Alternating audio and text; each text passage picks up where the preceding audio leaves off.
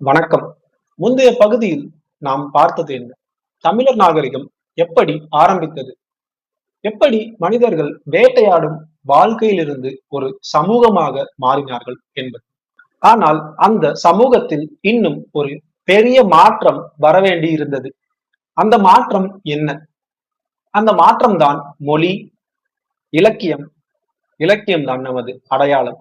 ஒரு நாள் தமிழ் வெறும் பேசப்படும் மொழியாக மட்டும் இல்லை.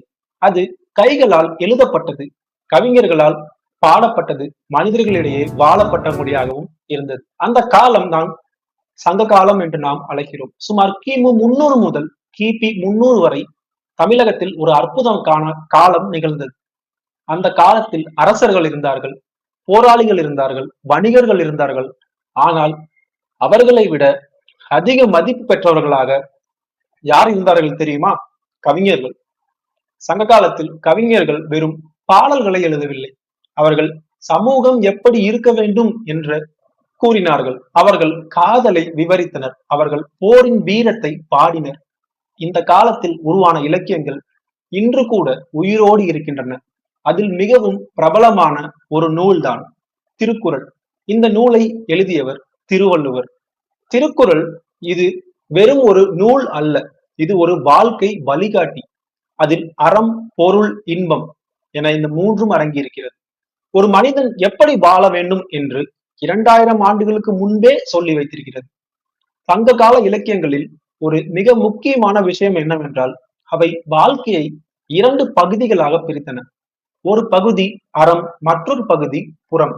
அகம் என்றால் மனிதனின் உள்ளம், காதல், உணர்வு, உறவு, ஒரு காதலன் காதலியை எதிர்பார்த்து காத்திருப்பது, ஒரு பெண் தனது காதலை வெளிப்படுத்த முடியாமல் தவிப்பது, இவையெல்லாம் அகப்பாடல்களில் இடம்பெறும். புறம் என்றால் போர், வீரம், அரசர்கள் மற்றும் அவர்களின் புகழ் பற்றி பாடுவது புறமாகும். ஒரு வீரன் போரில் உயிர் தியாகம் செய்வது, ஒரு மன்னன் தனது நாட்டை காப்பது, இவையெல்லாம் இந்த வகைப்படுத்தல் அந்த காலத்தில் இருந்த சமூகத்தின் உயர்ந்த சிந்தனையை காட்டுகிறது.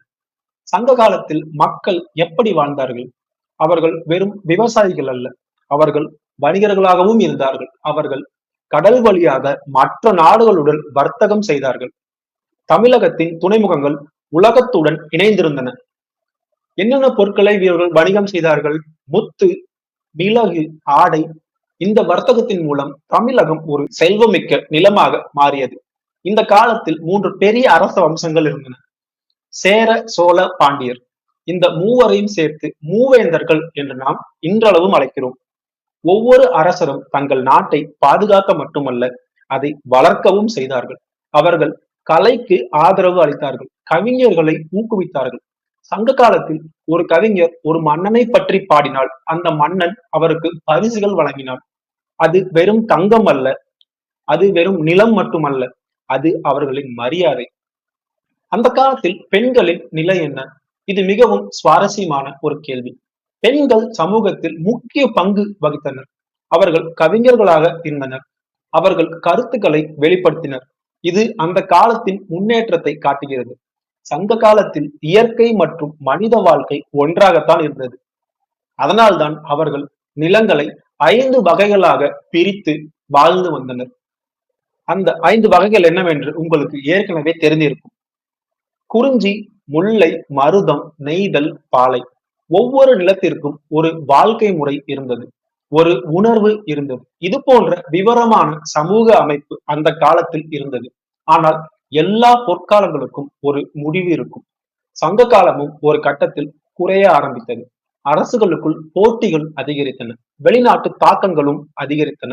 ஆனால் அந்த காலத்தில் உருவான ஒன்று மட்டும் இன்று வரை அழியவில்லை.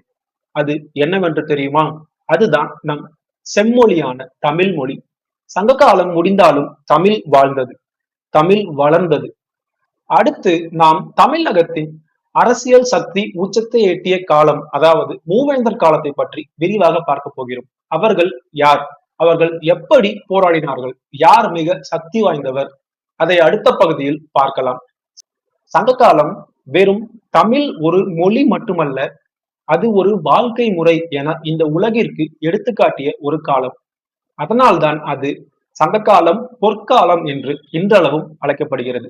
வளர்க தமிழ், வாழ்க தமிழ். நன்றி.